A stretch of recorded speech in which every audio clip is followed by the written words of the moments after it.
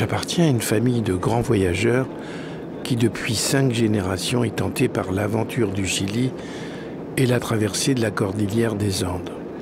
Mon oncle Pierre est le dernier survivant de la 2e génération.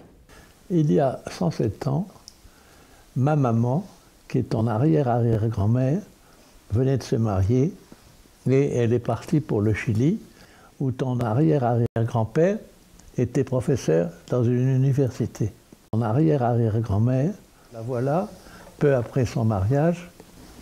Alors, ce long voyage qu'elle avait à faire pour arriver au Chili, dans une lettre qu'elle a écrite de 17 pages, elle racontait à son frère et à sa maman, à ses parents, comment ça s'était passé. Tu comprends? Elle racontait ça en détail. Précieuse relique familiale que cette lettre datant de 1906, postée à Valparaiso, à propos de 3 semaines de bateau depuis Bordeaux, avec escale à Dakar et Rio de Janeiro,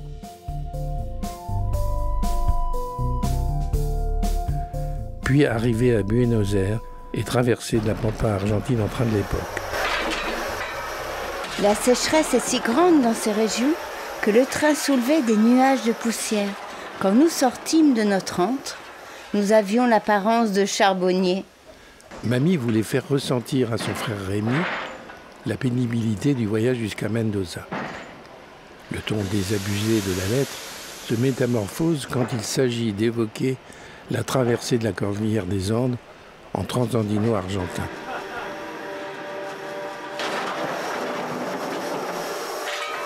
Ce petit train à vapeur, inauguré en 1903, faisait la une des journaux de l'époque. Pour son audace technologique, malheureusement, il n'existe plus depuis 1984.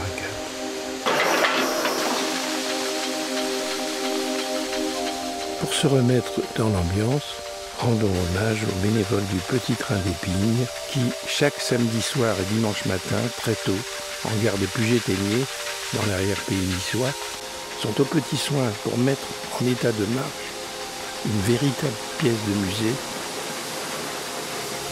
à l'image du transandino argentin.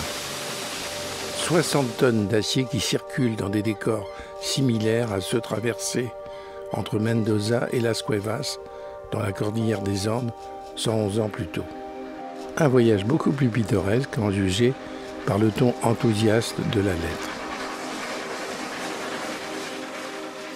Là commença pour nous le plus beau défilé de montagnes que nous vîmes jamais, montagnes abruptes et sauvages, tantôt détourées par de vastes plaines, tantôt resserrées par des gorges étroites, tandis que de nombreux torrents les sillonnent de toutes parts.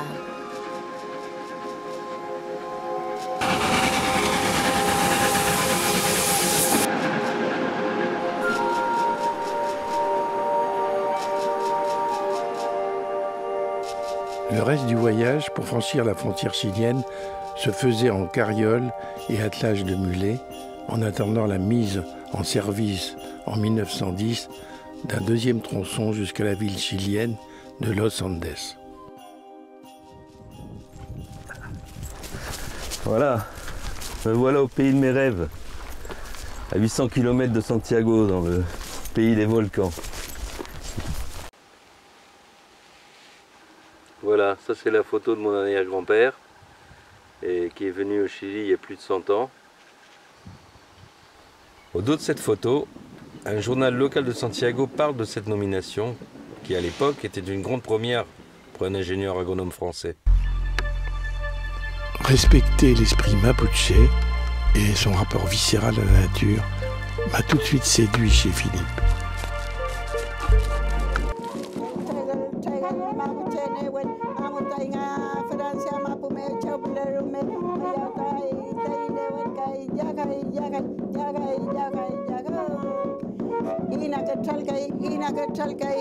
Jocelyne a revêtu ses habits de fête mapuche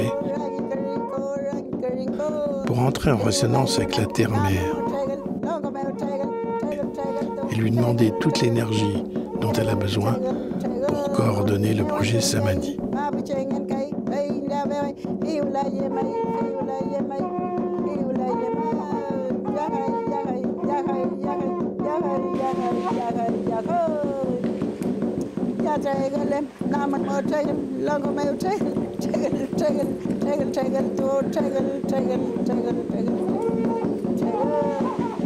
Philippe a sorti discrètement la photo de son arrière-grand-père pour recevoir des ondes positives.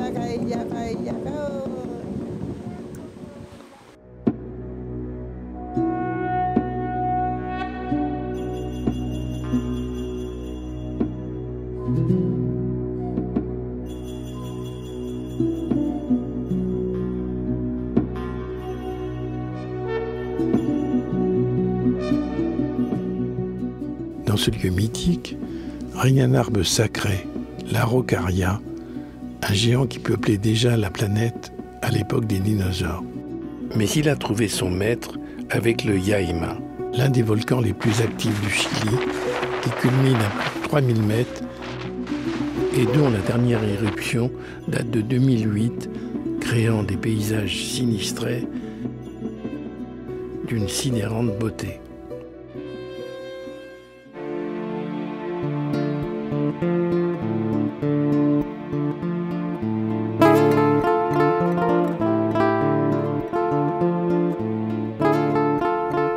Moi qui habite Nice depuis un an, j'ai conscience d'être dans le plus beau pays du monde, la Côte d'Azur. Mais mon cœur est ailleurs, dans le pays où je suis née, le Chili. Et je rêve encore plus depuis que mon père s'est lancé dans une grande aventure écologique à Samadhi. Bientôt, j'irai vivre là-bas, c'est sûr. Demain, je repars à Paris avec la sensation d'avoir vécu un rêve éveillé et participé à une expérience unique de retour à la nature dans le sens le plus profond du terme, celle de la Mapuche dont devraient s'inspirer les responsables de notre planète.